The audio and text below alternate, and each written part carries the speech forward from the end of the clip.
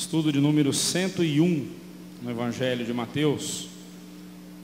Abra sua Bíblia lá em Mateus capítulo 22, os versículos 34 a 40.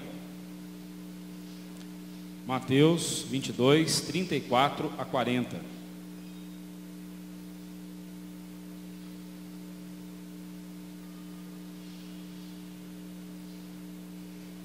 Vamos juntos? Entretanto, os fariseus, sabendo que ele fizera calar os saduceus, reuniram-se em conselho, e um deles, intérprete da lei, experimentando-o, lhe perguntou: Mestre, qual é o grande mandamento na lei? Respondeu-lhe Jesus: Amarás o Senhor teu Deus de todo o teu coração, de toda a tua alma e de todo o teu entendimento. Este é o grande e primeiro mandamento. O segundo, semelhante a este, é: amarás o teu próximo como a ti mesmo. Destes dois mandamentos dependem toda a lei e os profetas. Senhor Deus e Pai, ajude-nos no entendimento, esclareça, ó Deus, o nosso coração, a nossa mente, para entendermos a tua palavra, Senhor. Assim pedimos em nome de Jesus. Amém. Dois grandes perigos que rondam a igreja de Cristo, o povo de Deus, é o legalismo e o antinomismo, né? Primeiro é o cumprimento, né? O legalismo é o cumprimento da lei de forma rigorosa, não para mostrar amor e obediência a Deus, mas para, de forma arrogante, vangloriar-se de ter merecido a salvação, que não passa de uma ilusão, né? Mera ilusão. O legalista é aquele que cumpre milimetricamente a lei, ele fica até inventando coisas que a lei não diz. Os fariseus fizeram isso, né? Nós veremos daqui a pouco, mas com o afã de mostrar que está cumprindo a lei, que está obedecendo a lei, e que por isso ele é alguém acima da média, acima dos demais e merecedor, então, da salvação, né? Isso é o legalismo, e é um pecado isso. O legalismo é o uso indevido da lei, né? O uso hipócrita da lei. E o segundo, né, o antinomismo, é o contrário, é o abandono total da lei, sob a alegação de que não é mais necessário o cumprimento e observância da mesma, pois no final das contas o homem será salvo porque ele é intrinsecamente bom. Então você é bom, né? Você comete uns erros aí, você falha de vez em quando, né? Mas você é uma boa pessoa. Então viva, o importante é viver, viva do jeito que dá. No final das contas você vai estar salvo mesmo. É o antinomismo, né? Prega isso.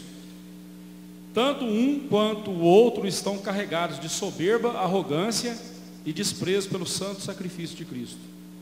O legalista, ele confia na sua obediência à lei e não em Cristo, não na obediência de Cristo à lei de Deus. O antinomista, ele se acha tão bom que ele dispensa um redentor, dispensa o Salvador. Eu sou bom, né? Aliás, não sou tão mal assim, né? Posso não ser bom, mas também não sou tão mal do jeito que você fala que eu sou, né? Há ainda o que na ética é conhecido como situacionismo, né? Sábado eu estava conversando com jovens sobre isso, né? Sobre a ética, né? Sobre as alternativas éticas. E o situacionismo, ele diz que a única norma ética que realmente importa é o amor. E por não ter um código ou sistema que defina o que é o amor, o situacionista aceita toda forma de amor. Então, sabe esse negócio de que existe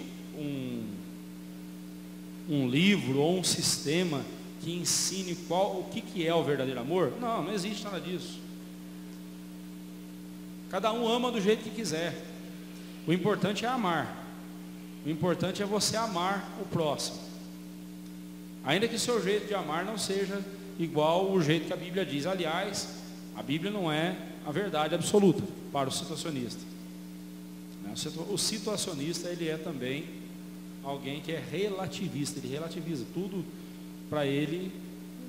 Todas as formas de amor são permitidas e são vistas como corretas, né? E nós sabemos que isso está errado, porque o amor verdadeiro é o amor que a Bíblia ensina, e o texto de hoje fala sobre o amor, e nós vamos trabalhar sobre isso. O amor bíblico, ele não é igual ao amor lá das pessoas lá fora. Aliás, a concepção que as pessoas têm de amor, em 99% das definições, não tem nada a ver com o que a Bíblia diz sobre amor. Começando pelo fato de que para muitos o amor é um sentimento, e a Bíblia mostra que amor é mandamento. Amor não é sentimento. Amor, para muitas pessoas, é uma resposta alegre, uma resposta cheia de alegria, de prazer, a um bem que nos foi feito. Não está errado, mas a Bíblia mostra para nós que o amor, ele não é um sentimento. O amor é uma ação, é uma decisão que eu tomo de fazer o que é necessário pelo outro. O amor, sempre eu coloco o outro antes de mim. O amor verdadeiro, o amor a Deus, eu sempre coloco Deus, a vontade de Deus, antes da minha. Aliás, eu coloco a vontade de Deus na minha vida. A minha vontade nem existe. A minha vontade nem entra em questão. Sim, vai trazer, são sentimentos, mas o amor em si, eu não tenho que sentir, né? Eu não tenho que sentir alguma coisa para poder amar. Não, o amor eu tenho que praticar. Eu não tenho que esperar sentir alegria para amar alguém que precisa que eu faça alguma coisa por essa pessoa. Eu não preciso esperar sentir alguma coisa gostosa no meu coração, algum sentimento. Não, eu simplesmente tenho que saber que eu tenho que fazer aquilo pela pessoa e pronto. Amor é isso, né?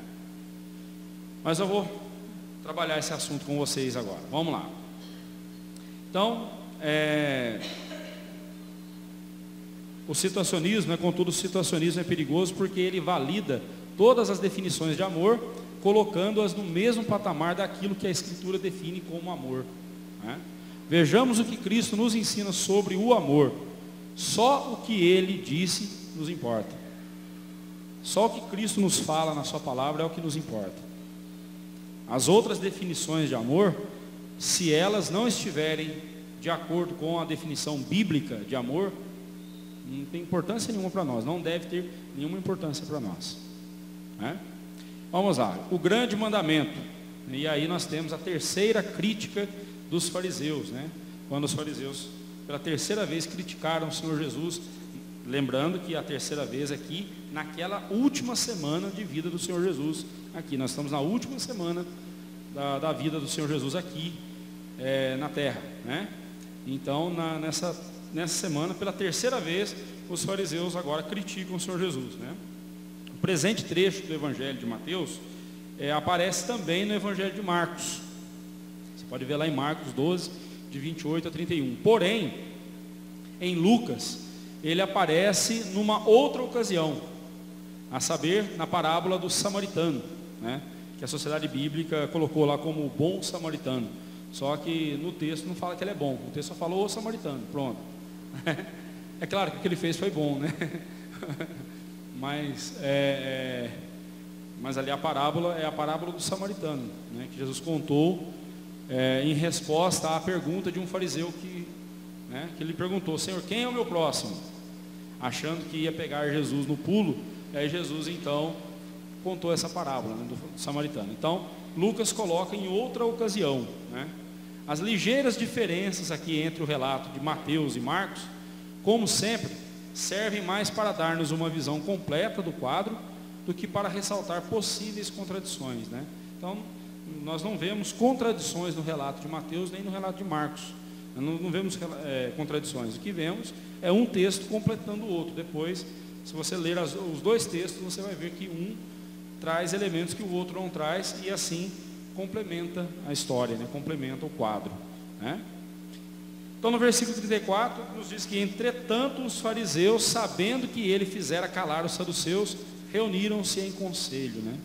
Em outras circunstâncias, fariseus e saduceus, os fariseus aqui estariam aplaudindo o Senhor Jesus e se alegrando com o fato dele ter calado os saduceus. Por quê? Fariseus e saduceus, apesar de serem religiosos, aquela coisa toda, judeus religiosos, mas eram concorrentes, disputavam a atenção do povo, né? Então os fariseus criam na ressurreição do corpo e na existência de anjos, os saduceus não. Tá? Aí você lembra que no texto anterior, os saduceus questionam Jesus a respeito da ressurreição, né? Trouxeram lá uma historinha, inventaram uma historinha lá e tentaram derrubar o Senhor Jesus. E o Senhor Jesus então deu uma resposta a eles que calou-os. Deus não é Deus de mortos, Deus é Deus de vivos, né? E vocês erram porque vocês não conhecem as Escrituras, nem o poder de Deus. Vocês não conhecem o texto sagrado, aqui, texto esse que vocês dizem serem peritos, mas não conhecem de fato, e também não conhecem o poder de Deus em fazer tudo novo, no novo céu e na nova terra. E ele então calou a boca dos saduceus. Os fariseus, ao verem isso, como disse, em outra ocasião, se eles não estivessem perseguindo o Senhor Jesus, os fariseus iriam aplaudir o Senhor Jesus, mas aqui não. Aqui eles tinham a Jesus como um inimigo, né? E ali não eram os saduceus, mas sim o inimigo deles era o Senhor Jesus. Então nesse momento aqui a gente vê os fariseus e saduceus dando as mãos, como fizeram anteriormente com os herodianos, né? Para tentar derrubar o Senhor Jesus, né? A gente vê aí o caráter desses homens, né? O objetivo deles, o objetivo era derrubar o Senhor Jesus, não importava por qual meio fosse, mas eles queriam derrubar o Senhor Jesus. Mal sabiam eles que eles não precisavam derrubar o Senhor Jesus, porque no final daquela semana o próprio Senhor Jesus se entregaria para morrer por nós, né? Reunindo-se então em torno de Jesus, eles, né, reuniram-se em conselho, e um deles, intérprete da lei, experimentando-o, lhe perguntou, né? Conforme o relato de Marcos, este que aqui é chamado de intérprete da lei por Mateus, ele era um dos escribas. Você pode ver lá em Marcos 12, 28, né? Os escribas e fariseus sempre estavam juntos. Esses dois grupos sempre estiveram juntos, os escribas e fariseus. Os escribas porque eles eram copistas da lei, né? Copiavam o texto bíblico, eles eram as máquinas de xerox da época, né? Não tinha máquina de xerox, não tinha imprensa, eles tinham que fazer à mão, eles copiavam o texto. E os fariseus eram os doutores, os intérpretes, os ensinadores da lei, né? Como nós já vimos anteriormente, os escribas e fariseus sempre estavam juntos, né? E aí eu cito William Hendrickson, que diz o seguinte: quando Mateus deseja dizer algo sobre um mestre e perito na lei mosaica, tomando em seu sentido mais amplo, ele usa a palavra escriba para indicar tal pessoa. Assim também fez Marcos. Então, os escribas eram peritos na lei, né? Então esse fariseu aqui, ele era alguém profundamente conhecedor da lei de Deus. Se no texto anterior Jesus estava diante de homens que diziam conhecer a lei, mas não conheciam as Escrituras e nem o poder de Deus, agora ele estava diante de um homem que conhecia profundamente a lei, mas não vivia, ou pelo menos presume-se que não vivia da forma como deveria viver a lei de Deus, né? Essa é a única vez que Mateus usa a designação intérprete da lei, e a razão dessa exceção nós não sabemos. Porque É a única vez que ele chama o fariseu de intérprete da lei. Mas só uma informação aí, né? Talvez poderia ser que ele quisesse ressaltar que a pergunta viera não de um fariseu mediano, de um fariseu que estava começando ali no farisaísmo, né? E pouco conhecedor da lei, mas sim de alguém que tinha um vasto conhecimento e que queria apenas experimentar, testar Jesus para ver se conseguia apanhá-lo em alguma palavra que pudesse servir contra ele depois. É o que dá a entender, né? Quando Mateus chama esse homem de intérprete da lei, ele quer ressaltar aqui que não era um fariseu iniciante, era um fariseu experimentado, alguém entendido do assunto, né? E ele então chega para Jesus e diz: mestre, qual é o grande mandamento na lei? Né? A pergunta que esse fariseu fez é sobre modo importante, tanto que, diferentemente do ocorrido lá no versículo 18, no capítulo 22, né, onde Cristo repreendeu severamente os fariseus, chamando-os de hipócritas. Leia lá de novo, versículo 18. Jesus, conhecendo-lhes a malícia, respondeu: por que me experimentais, hipócritas? Aqui Jesus não chamou ele de hipócrita.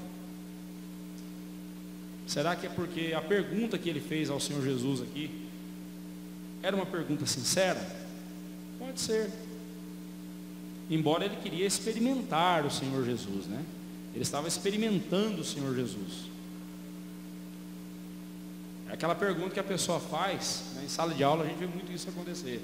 A pessoa já sabe a pergunta, já sabe a resposta, mas ela quer mostrar que sabe. Aí ela faz uma pergunta, né, que ela já sabe a resposta, né? É esse fariseu aqui, pode ser. Mas o fato é que o Senhor Jesus não repreendeu esse homem, né? Ele não repreendeu esse homem. Ele apenas respondeu a pergunta do fariseu, o qual constatou a sabedoria de Cristo e até a elogiou, né? Lá em Marcos 12, de 32 a 33, ele falou, né, vamos ver lá o texto. O fariseu chega até a elogiar o Senhor Jesus. Marcos 12, 32 e 33. Disse-lhe o escriba, né, o fariseu aí: muito bem, mestre, e com verdade disseste que ele é o único e não há outro senão ele, e que amar a Deus de todo o coração, de todo o entendimento, de toda a força, e amar o próximo como a si mesmo, excede a todos os holocaustos e sacrifícios, né? E até elogiou o Senhor Jesus, né? Interessante, né? Quando não se conhece com quem está falando, com quem se fala, né, chega ao ponto de ser até ridículo, né? O rapaz ali, o fariseu, elogiando o Senhor Jesus. Muito bem, mestre, né? Como se a lei não tivesse sido dada por Jesus, né? A falta de conhecimento às vezes chega a ser ridícula, né?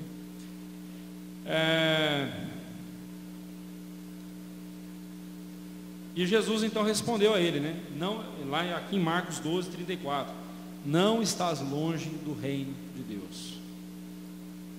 Não estás longe do reino de Deus. Você está perto, mas ainda não está lá.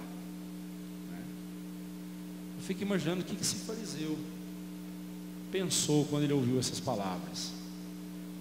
Espera aí, eu sou escriba, intérprete da lei, alguém profundamente conhecido, eu sou um doutor da lei.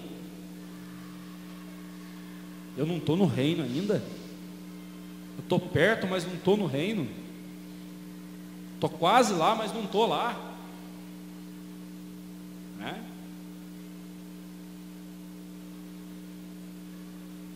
Se ele prestou atenção ao que o Senhor Jesus disse, eu creio que sim, ele deve ter ficado bastante inquieto nessa hora, né? O escriba havia feito a pergunta a Jesus. O escriba que havia feito a pergunta a Jesus parecia ser um homem sincero e honesto. Nem todos os fariseus eram hipócritas, né? Aí cito Warren Wiersbe, comenta isso. Nem todos os fariseus eram hipócritas. Nós temos, por exemplo, Nicodemos, que apesar de ter procurado Jesus à noite para não ser visto pelos homens, aquela coisa toda, mas Nicodemos era alguém que tinha sede espiritual, ele estava buscando algo, ele estava buscando, e buscou Jesus, né? Foi ter com Jesus naquela madrugada. Lá em João 3 nós vemos a história de Nicodemos, né? Mas nem todo fariseu era hipócrita. Acontece que a hipocrisia dos fariseus, de muitos fariseus, se tornou emblemática, né? Então aí o nome fariseu é associado à hipocrisia, mas nem todo fariseu é hipócrita, né? Foi hipócrita, né? Nem todos. A pergunta do fariseu trazia consigo todo o legalismo dos fariseus sobre qual dos mandamentos era o mais leve e qual era o mais pesado, né? Qual poderia ser quebrado sem maior prejuízo e qual jamais deveria ser quebrado, pois se o fosse, traria muitas consequências severas, né? É uma pergunta, né? Faltou um ponto de interrogação aí. Qual poderia ser então esse mandamento? Eles acrescentaram aos 10 mandamentos lá, né, lá no Êxodo, os 10 mandamentos, eles acrescentaram mais de 600, ao todo 613 mandamentos. 10 não está bom? Tem que ter, eles inventaram mais 603 mandamentos, né? Como eu já citei aqui para vocês, né? A Bíblia fala que do dia do Senhor, para guardar o dia do Senhor. Aí eles começaram a pensar, peraí, vamos guardar o dia do Senhor, então nós não vamos fazer nada, não vamos fazer obra nenhuma nesse dia. Mas e se eu precisar ir à casa de uma pessoa para socorrer uma pessoa que está doente, suponhamos? Aí eles inventaram, olha, então eu só posso andar 1 quilômetro no dia do Senhor, então é 500 metros para ir, 500 para voltar. Se eu andei mais de 500 metros na ida e menos de 1.000 metros, né? Mas entre 500 e 1.000 metros, então eu tenho que ficar lá até o dia seguinte. Se eu voltar vai dar mais de 1.000, então aí eu vou estar pecando. Começaram a inventar coisas. Só que, como acontece com todo legalista, eles inventaram tantas leis, mas começaram a abrir exceções. Quando lhes era conveniente, eles abriam exceções. Estipulavam a lei, mas davam um jeitinho de burlar a lei, né? Você acha que é coisa só de brasileiro isso, né? Você pega a Constituição nossa. Tem quantos artigos na nossa Constituição, senhor Edson? Quantos? Muito, né? Pode calcular, é mais de 5.000, não é isso? Por aí, mais de 5.000 artigos. Quem que decora um negócio desse? Mas aí o bom advogado, segundo, né, ou o advogado esperto, não é aquele que decora toda a Constituição, mas é aquele que sabe achar os furos na Constituição para poder burlar a lei, né? É o ser humano. Deus foi tão simples, Deus deu 10 mandamentos, e se abusar, nem os 10 a gente decorou até hoje, né? Fizemos essa pergunta para um candidato no presbitério uma vez, e ele respondeu com esse texto aqui, né? Ele falou, senhores querem o resumo ou querem os 10 mandamentos? A pergunta é quais são os 10 mandamentos. Nós não perguntamos qual é o resumo dos 10 mandamentos, né? Aí ele falou, o resumo eu sei, eu não sei os 10, mas o resumo eu sei. Coisa que na escola dominical a criançada sabe, né? Uma boa escola dominical ensina, né? Nem toda escola dominical tem sido boa ensinando, né, o que deve ser ensinado. Mas vamos voltar para cá. Sim.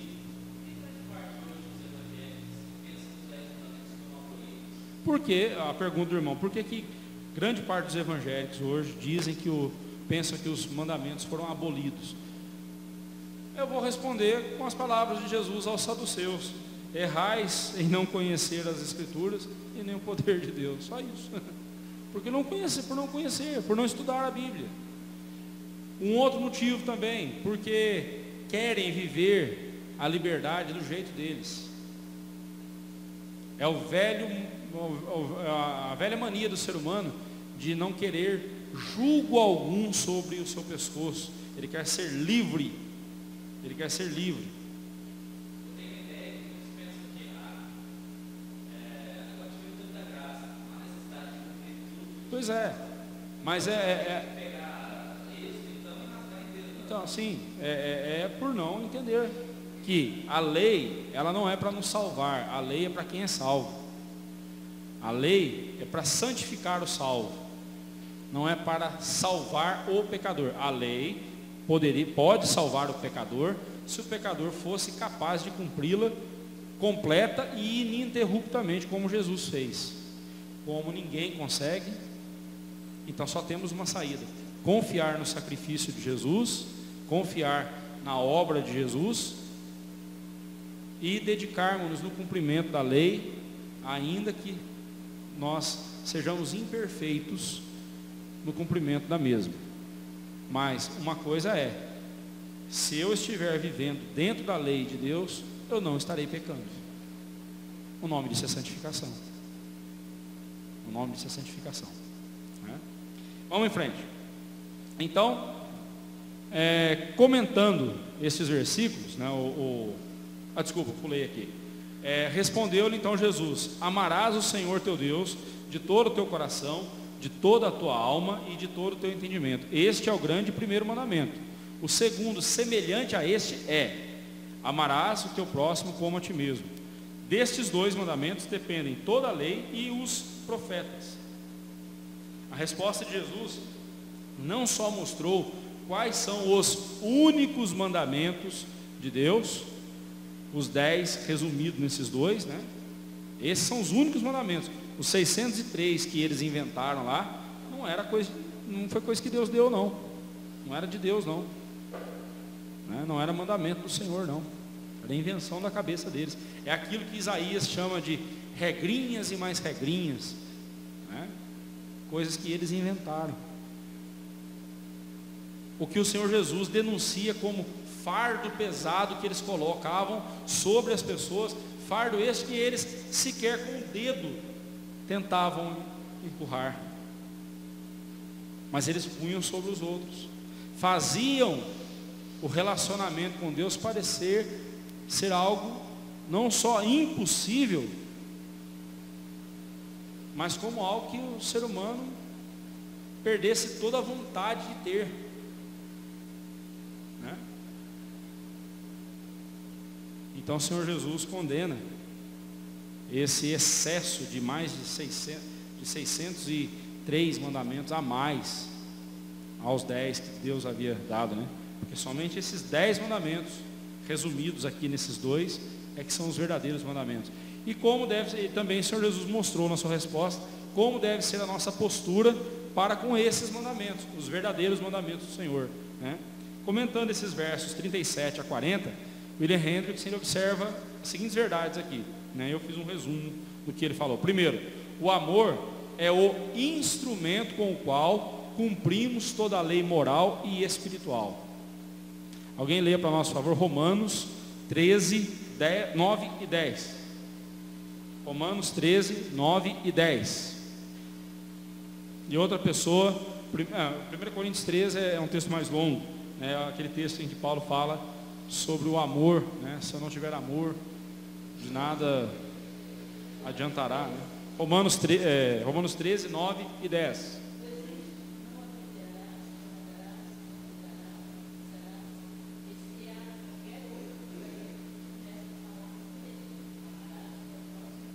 Aí.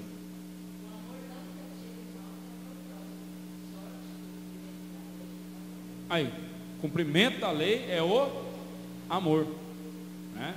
Então, eu cumpro a lei, eu tenho que cumprir a lei com amor, não é com pavor ou com obrigação, me arrastando, não. Eu tenho que cumprir a lei de Deus com amor. O cumprimento da lei é o amor, né? Outra verdade aí sobre amor é que o amor deve ser dirigido a Deus. Deuteronômio 6,5 fala, né? Amarás o Senhor teu Deus de todo o teu coração, de toda a alma e de toda a tua força, né? Nos 4 primeiros mandamentos, nós temos lá, nos 10 mandamentos, os 4 primeiros dizem respeito ao relacionamento de Deus, do homem com Deus, né? E ao nosso próximo, conforme vemos lá em Levítico 19, 18, amarás o teu próximo como a ti mesmo. Você não deve fazer o mal a ninguém, antes amarás o teu próximo como a ti mesmo. Então, os outros 6 mandamentos dos 10, os outros 6 dizem respeito ao homem e o seu semelhante, né?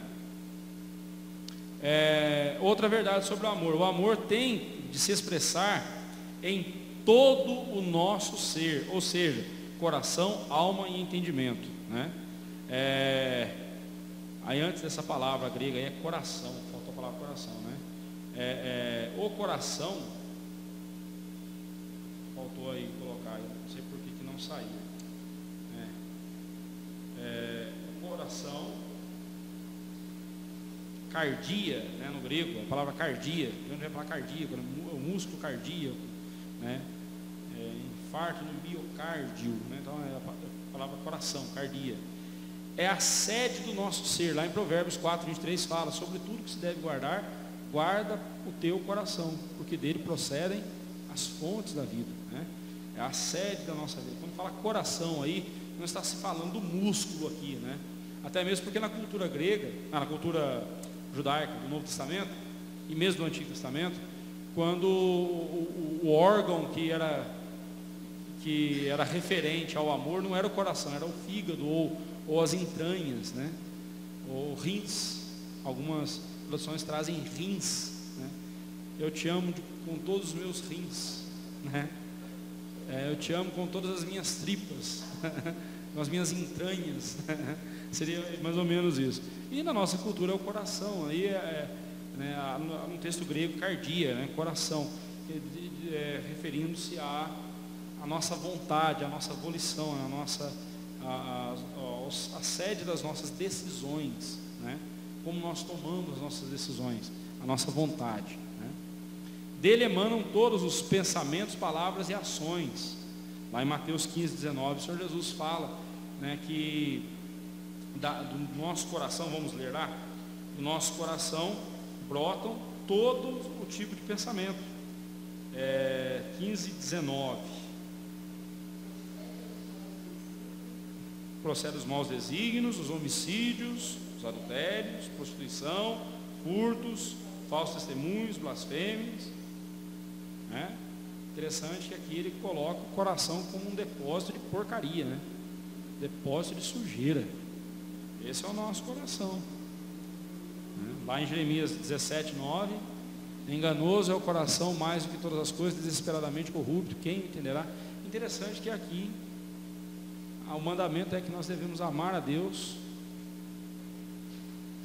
mesmo com esse instrumento danificado pelo pecado, mas nós temos que amar a Deus, né? Sim, é o ser num todo, não é? Aqui não pensa em 3 partes, né? Você é dividido em 3 partes: coração, mente e alma. Não, aqui justamente é o ser num todo, né? A alma, a palavra no grego é psique, né, de onde vem a palavra psicologia, psicólogo, né? A psique, por sua vez, tem uma variedade de significados na língua grega, porém aqui provavelmente se refere à sede emocional do homem, né? É interessante porque a gente sempre associa emoção ao coração, mas no texto bíblico as emoções estão associadas também à mente, porque mente e coração na teologia bíblica é uma coisa só. Na nossa cultura infestada pela cultura grega, que a gente pensa que coração é emoção e mente é razão, né? Aqui eu penso e aqui eu sinto. Não, no texto bíblico, na teologia bíblica, eu penso com o coração e sinto com a mente, né? Porque os dois são uma coisa só, né? E quando ele fala o entendimento, na palavra dianoia, né? De onde vem a palavra amarás o Senhor teu Deus de todo o teu entendimento, né? A palavra no grego é dianoia, que não é somente o intelecto, mas a disposição mental que conduz a uma atitude correta, o que é mais claro no texto lá de Marcos, que em vez de todo o coração, de todo entendimento, ele traz por de toda a tua força. Então, quando a Bíblia fala de entendimento aqui, ela não está falando só de inteligência. Ela está falando aqui de uma capacidade de pensar sobre algo e agir de acordo com o que você está pensando. Por isso que lá, por exemplo, em Romanos 12, quando Paulo fala, rogo-vos, pois irmãos, pelas misericórdias de Deus, que apresenteis o vosso corpo por sacrifício vivo, santo e agradável a Deus, que é o vosso culto racional, e não vos conformeis com o presente século, mas transformai-vos pela renovação da vossa mente. Lá em Efésios 4, 22 a 24, quando ele fala, no sentido de que quanto ao trato passado, vos despojeis do velho homem, e vos renoveis no espírito do vosso entendimento. A mente, aqui ó, entendimento. É essa disposição de pensar o que é certo e agir de acordo com esse pensamento. Então, quando eu amo a Deus com todo o meu entendimento, significa que eu vou agir de acordo com esse amor que eu tenho por Deus. As minhas ações, quer sejam dirigidas às pessoas ou a Deus, essas minhas ações serão condizentes, serão coerentes com esse amor que eu digo ter, que eu entendo que eu tenho por Deus. Então, não se trata só de inteligência, né? Não é QI, não tem a ver com o QI da pessoa, não é isso não. Entendimento aqui eu compreendo que tal coisa agrada a Deus, então eu vou fazer. Eu entendo que tal coisa desagrada a Deus, então eu não vou fazer.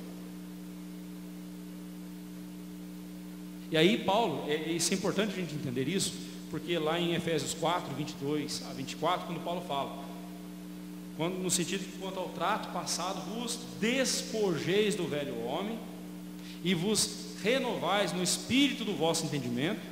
E aí o próximo passo é me revestir do novo homem, criado em Cristo Jesus, em justiça e retidão, segundo Deus, procedentes da verdade, né?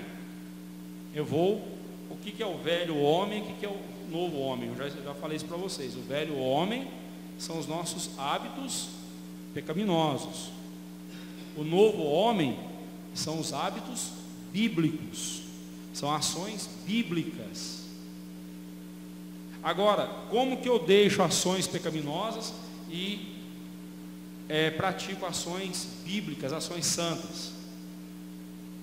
Eu tenho que passar por uma renovação no meu entendimento, na minha mente.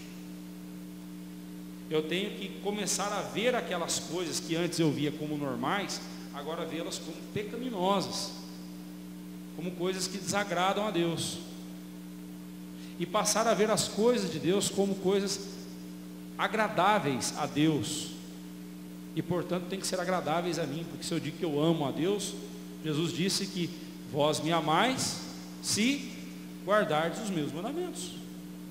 Em outras palavras, se vocês me obedecerem, se vocês fizerem aquilo que eu mando vocês fazerem. Mas tem que passar por essa renovação mental. Eu tenho que olhar para o que antes eu não considerava pecado, e agora à luz das Escrituras eu vejo que aquilo é pecado e vou deixar, né?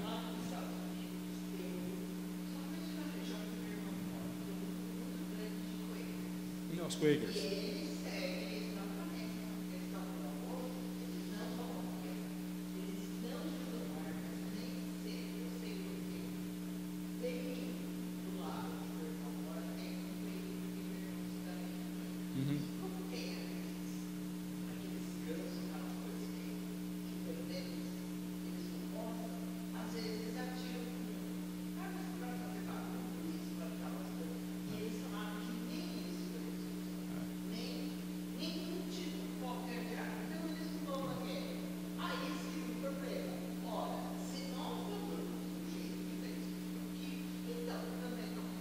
Pois aí eles não vão à guerra, mas os nossos soldados os meus irmãos e eu vamos para a guerra para defendê-los, né?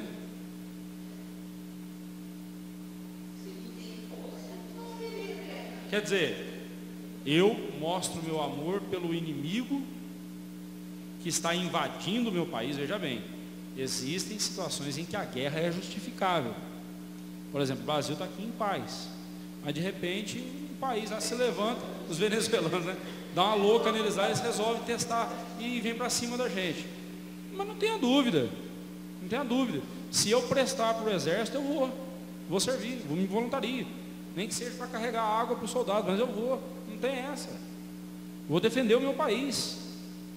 Eu não fui lá matar ninguém. Há uma diferença muito grande entre matar e assassinar. Aliás, a tradução lá do mandamento, não matarás, a tradução ali não ajudou não. A tradução correta, apurada do texto é não assassinarás. Tá? Não assassinarás. Há uma diferença muito grande entre assassinato e matar. Por exemplo, o bandido entra na minha casa e vem me matar. Vem matar a minha e a minha família. Ah, mas se eu tiver uma arma, se eu tiver como me defender e matar o sujeito, eu vou matar ele antes que ele me mate. Não tenha dúvida disso. Ah, mas opa, você é pastor, você é crente, não tem problema. Não estou pecando em fazer isso. O que eu não vou fazer eu vou sair na rua armado, aquele ali tem cara de bandido, pá, e matar. Isso aí não. Aí eu não posso fazer. E isso é errado. Mas autodefesa, legítima defesa, né? Não é nem autodefesa, é legítima defesa. Eu posso. E não tem nada errado nisso não. Agora, sinceramente, isso para mim não é amor. Eu deixar os meus compatriotas irem para uma guerra, defender o meu país que está sendo atacado, e eu não vou porque eu sou contra a guerra. Eu também sou contra a guerra, por isso que eu não fui lá guerrear com o inimigo. Mas o inimigo veio e vai levar chumbo, vai sentir o gosto da bala, não tem essa. Ué, agora é fácil eu dizer que eu não vou porque eu tenho amor, mas aí eu vejo os jovens, os meus patriotas, os meus compatriotas morrerem para me defender. Mas eu não vou porque eu sou mais nobre do que os outros. Eu não vou porque é o amor.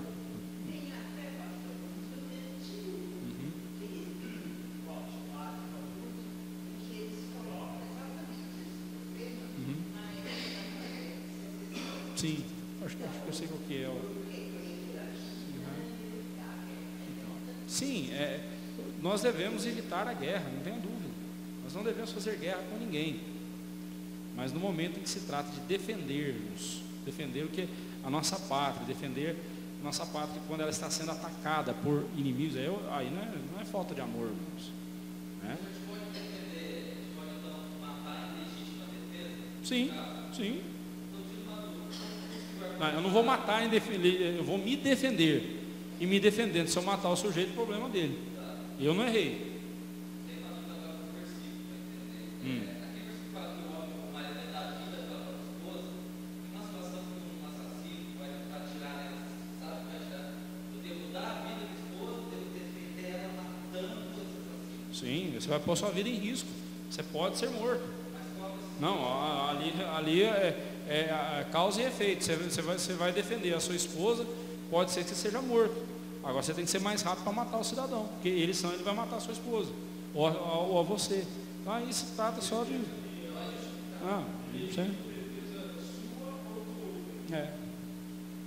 Veja bem, você não pode sair por aí causando briga e procurando.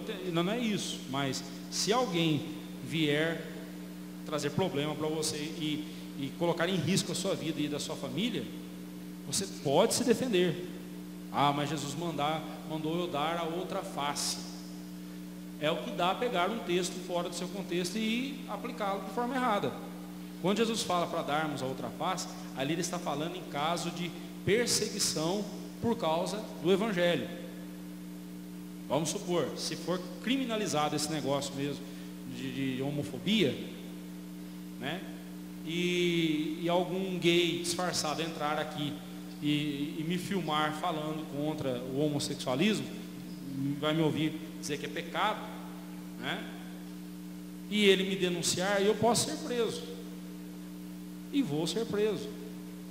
Né? Eu estou dando a outra face, eu não vou reagir. Não vou reagir, não.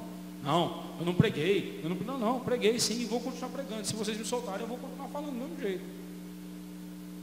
E é errado, é pecado.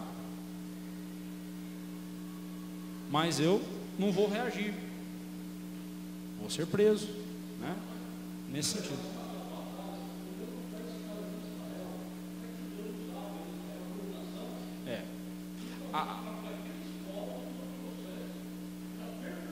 Sim. Agora, uma coisa que a gente precisa, mas não pode esquecer o seguinte: Deus usou Israel para punir as nações pagãs por causa da idolatria delas. Ao mesmo tempo que Deus estava dando a Israel a terra prometida, Deus também estava usando Israel como chicote, né, como açoite contra as nações pagãs que haviam afastados do Senhor. Estavam ali pecando contra Deus. Né? Mas elas não sabiam quem era o Deus verdadeiro, porque Deus, isso não tem problema, Ele é Deus, Ele faz o que Ele bem entende. Né?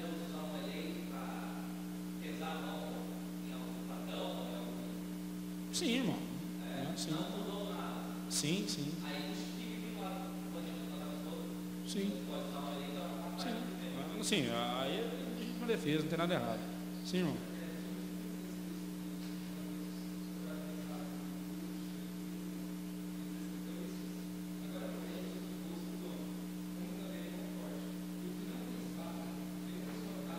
Compre uma. Por que Jesus mandou os discípulos comprarem uma espada? Porque sabia que naquele momento ali a coisa ia ficar complicada para eles. Eles seriam perseguidos. Eles teriam que se defender. Né? E aí quando eu falei assim, Senhor, tem uma espada aqui. Pronto, só essa basta. E é interessante que depois a gente fique sabendo que possivelmente foi essa espada com a qual Pedro cortou a orelha do Malco. Possivelmente foi, porque era a única espada que eles tinham. Pedro, guarda a espada, quem por ela vive também vai morrer por ela. Pegou a orelha do rapaz e colocou de volta ali e curou o rapaz. Esse assunto é muito polêmico, eu não quero me delongar muito mais não, senão eu vou desviar totalmente aqui do texto. Porém, entenda isso, legítima defesa não é pecado. Legítima defesa não é pecado. Agora, você também, se possível, o quanto depender de vós, tem de paz com todos. Você vai lá, provoca o cidadão. Aí passa um pouco, o cidadão vem para poder acertar contigo, vem te matar. Você tem que se defender, claro. Mas aí você está errado. Porque você foi provocar a briga. Vamos terminar, vamos voltar para cá. Né? Então, o que Cristo está afirmando aqui é que todo o nosso ser, todas as nossas faculdades com as quais Deus nos dotou, né?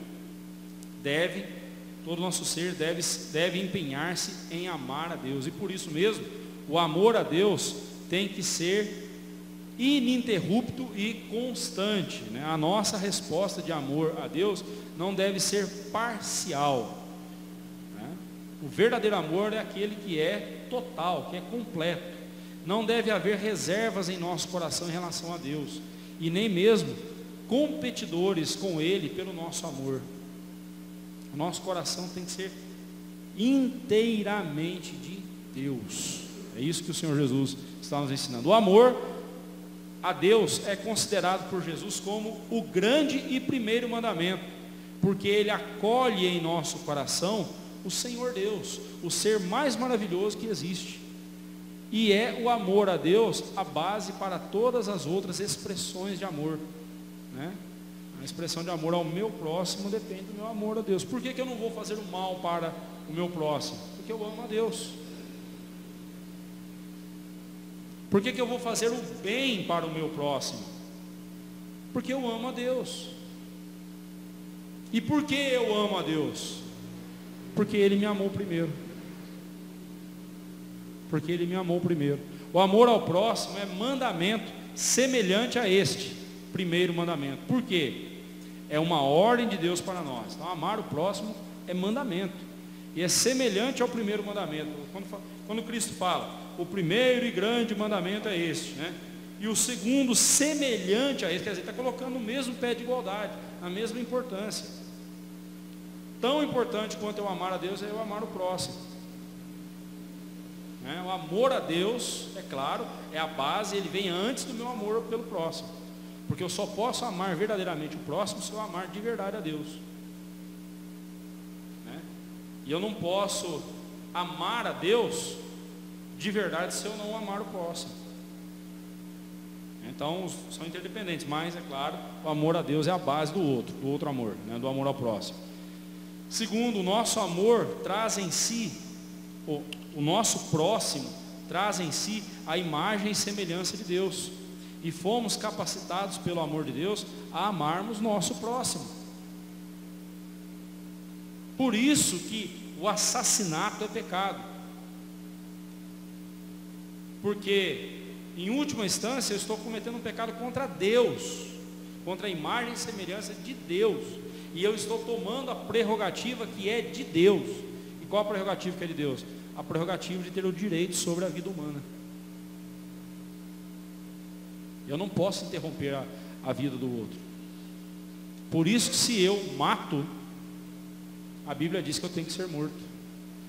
No momento em que eu tirei de você o seu direito de viver, eu também perdi o direito de continuar vivendo. O amor a Deus e ao próximo é a base de toda a lei e os profetas, isto é, o Antigo Testamento. Para os antinomistas que insistem em dizer que o Antigo Testamento perdeu sua validade, que atentem para o fato de que é impossível amar verdadeiramente se o Antigo Testamento for deixado de lado.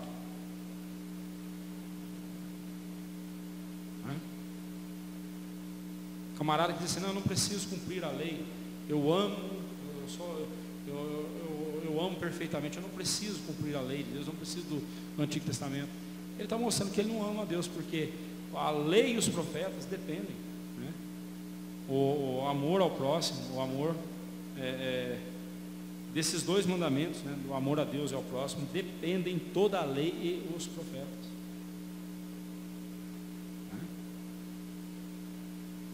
Como é que eu digo que eu tenho amor se eu desprezo a lei e os profetas? Quando Cristo fala que a lei e os profetas, está falando do Antigo Testamento. Quer dizer que o Antigo Testamento, para ser importante, para ter validade, eu preciso ter amor para que ele tenha. Não, a Bíblia tem validade por si só. Aqui Cristo está falando do cumprimento. Eu cumpro corretamente a lei de Deus se eu amar, se eu estiver amando de verdade. Oi.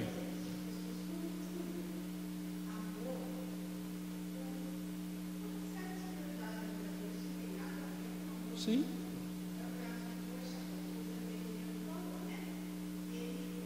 Ateu, mas amava o próximo.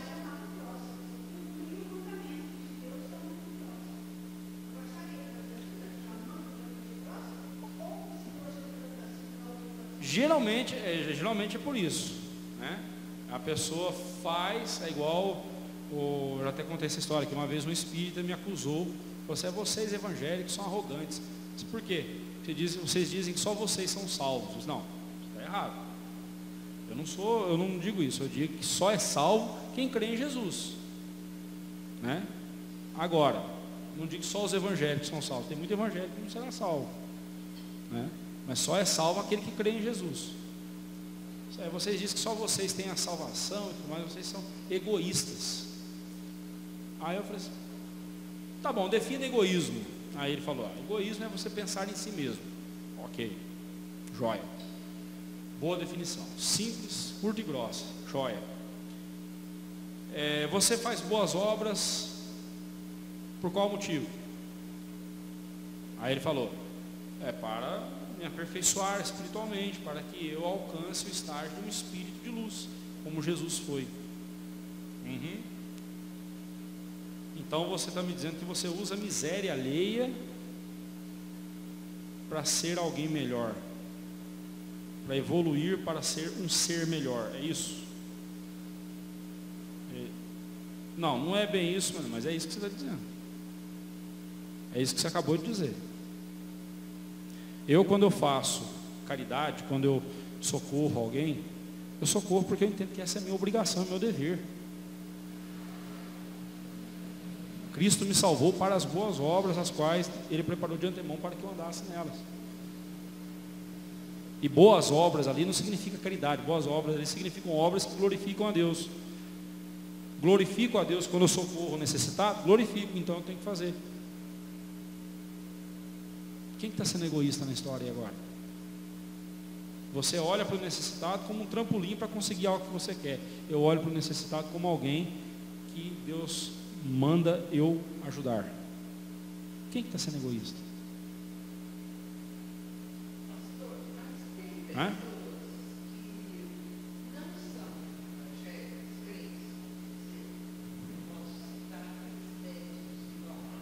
Uhum. Sim, sim.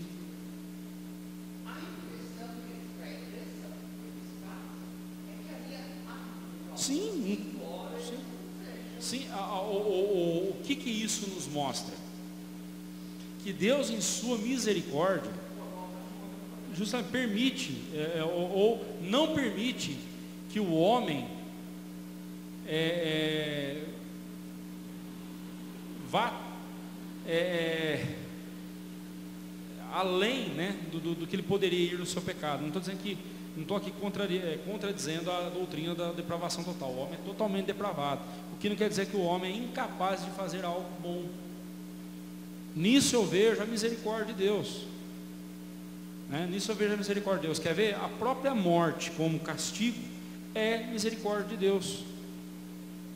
Só imaginou a gente vivendo eternamente nesse mundo aqui, com artrose, com problema aqui, problema ali, com coluna detonada, com diabetes, e não morresse? Até a morte acaba sendo uma bênção para nós, não é? Imagina você viver eternamente nesse mundo cheio dessas ziquezira toda, né? Até a morte acaba sendo uma bênção, né? Deixa eu concluir aqui, irmãos, senão já estamos bem avançados no horário, né? O amor ao próximo, como muitos pensam, vê-lo nas palavras, né, aqui, como a ti mesmo, né, no verso 39, não é ensinado aqui, ou em parte alguma das escrituras. Desculpa, o amor próprio, não o amor ao próximo, desculpa. O amor próprio, deixa eu ler de novo. O amor próprio, como muitos pensam vê-lo nas palavras, como a ti mesmo. Uma vez eu vi um pastor muito querido, alguém por quem eu nutro profundo respeito. Aliás, ele já morreu, né? Mas eu nutria profundo respeito por ele. Ele falou: hoje eu vou falar com vocês sobre os 2 grandes mandamentos: amar a Deus sobre todas as coisas, toda a tua força, com toda a tua alma, o teu entendimento, ao teu próximo como a ti mesmo. Ele pôs como a ti mesmo como mandamento. Como a ti mesmo não é mandamento. Jesus não está dizendo que eu tenho que me amar. Aliás, desafio você a encontrar na Bíblia um só versículo que diga: você tem que amar a você mesmo. Ame-se a si mesmo, para você poder amar o próximo.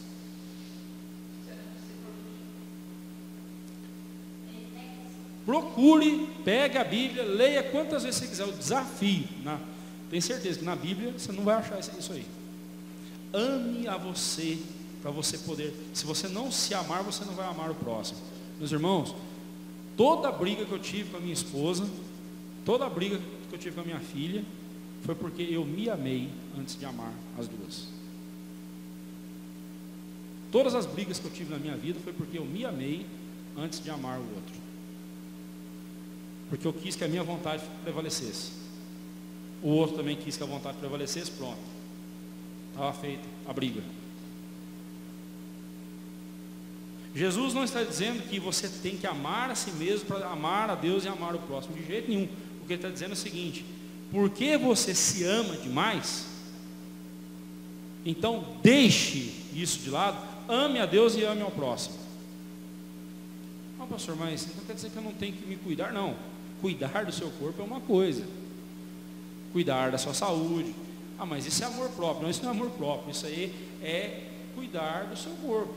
Amor próprio aqui é quando você não admite que alguém pise em você, e você fica ofendido, o seu orgulho fica machucado e você não admite isso, isso é amor próprio. Quando você quer que o outro faça as coisas do jeito que você quer, não do jeito que tem que ser feito, mas do seu jeito. Quando você anseia por ser respeitado por todo mundo, e para ser respeitado por todo mundo, ou você humilha os outros, ou você serve os outros com aquela abnegação, no afã de que as pessoas também sirvam você. Amor próprio é quando você se coloca antes de Deus e antes do próximo. É o famoso, estou pouco me lixando, eu vou fazer do meu jeito e pronto, acabou. Isso é amor próprio. E Jesus está dizendo, porque você se ama demais, essa é a causa de todo problema na sua vida, então, tire o foco de cima de você, ame a Deus com toda a tua força, com todo o teu entendimento, com todo o teu coração, toda a tua alma e todo o teu entendimento. E igualmente, ame o próximo. Do jeitinho que você se ama, ame o próximo. Ou seja, assim como eu quero que a minha vontade seja feita, então deixa a minha vontade de lado, então eu vou voltar para o meu próximo e dizer, o que você quer que eu faça por você? Agora, veja bem, não significa você fazer os caprichos dos outros. Amar não é fazer o capricho dos outros, não. Amar é você fazer pelo outro o que o outro precisa que seja feito por ele.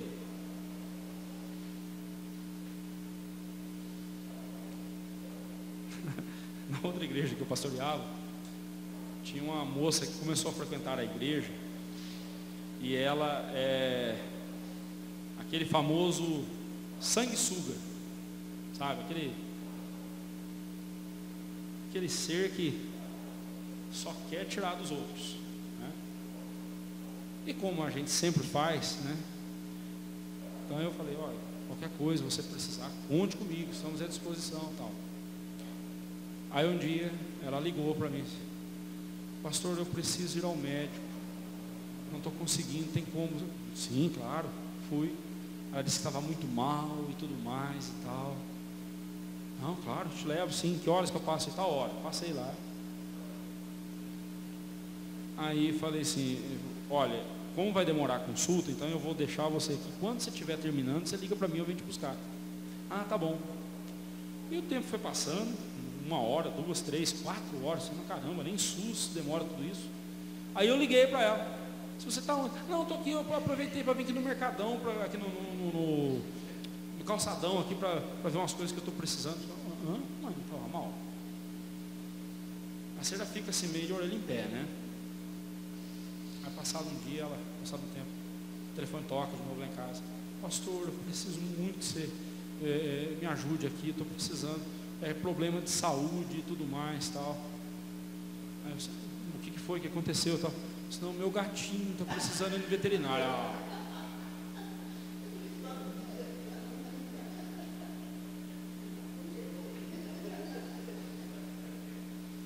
Aí é demais, né?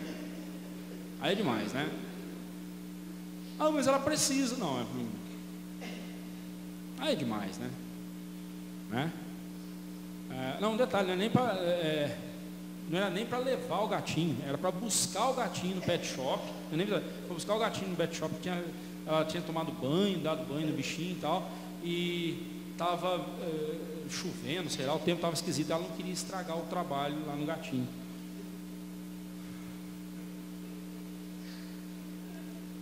Imagine o que eu respondi para ela, deixa quieto. Mas não dá, né, irmãos? O que é necessário, o que é indispensável, né? Por isso que a Bíblia vai dizer também que o amor, ele não lá no 1 Coríntios fala que o amor, ele não se ocupa com seus próprios interesses, né?